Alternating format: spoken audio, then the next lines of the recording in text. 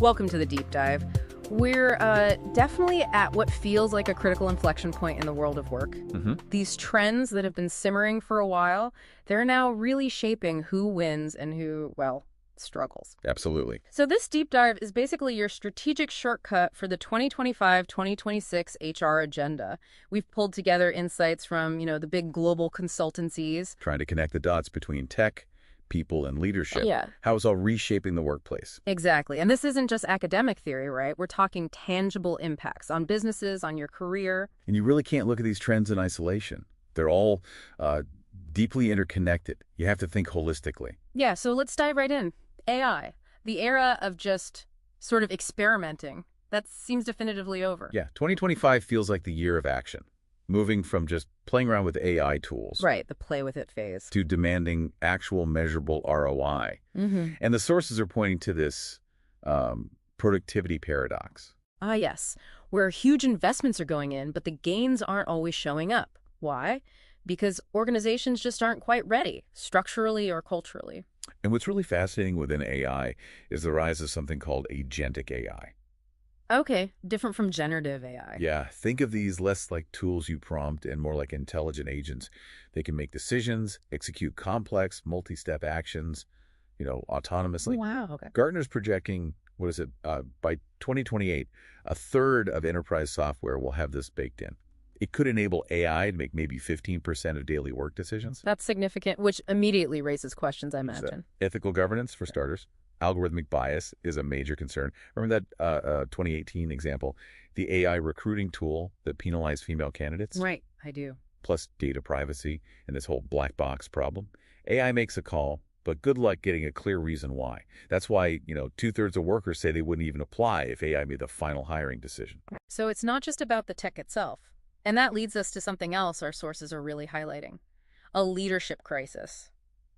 This is where it gets really interesting, I think.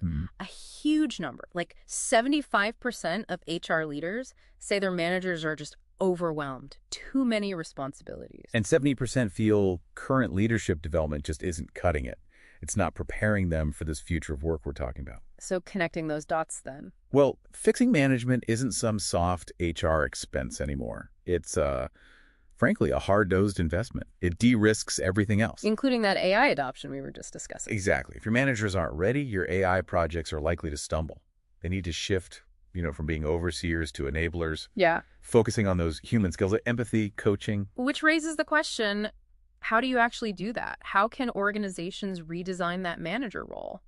Free up their time? Maybe even using AI itself to automate some of the admin burden. That's a possibility. Okay, so this brings us to talent itself. How we think about it is changing fundamentally. Yeah, the currency is shifting decisively away from just credentials. Towards verifiable skills, what you can actually do. Right. Think about the Peak 65 issue. Millions of boomers retiring, taking all that knowledge with them. Potential knowledge crisis, yeah. Or Gartner predicting that by 2026, half of employers will prioritize skills over degrees. And we're seeing this in practice already. We are. Look at IBM. They pivoted to skills-based hiring for cybersecurity roles. Degree requirements, gone. Interesting. And it's not just hiring, it's retention too. There was a landmark study, Trip.com, I think. They tested a hybrid schedule, 2 days home, 3 in the office. Okay, what happened? 0 negative impact on productivity or promotions. But get this, a 33% drop in attrition. Wow, 33%. That's hard data. Exactly. Hard data supporting a more human-centric workplace. And connecting this again, look at regulations. The EU Pay Transparency Directive coming June 2026. How does that fit in? It'll basically compel companies towards skills-based pay. You'll need to justify wage differences based on skills, not just titles or tenure.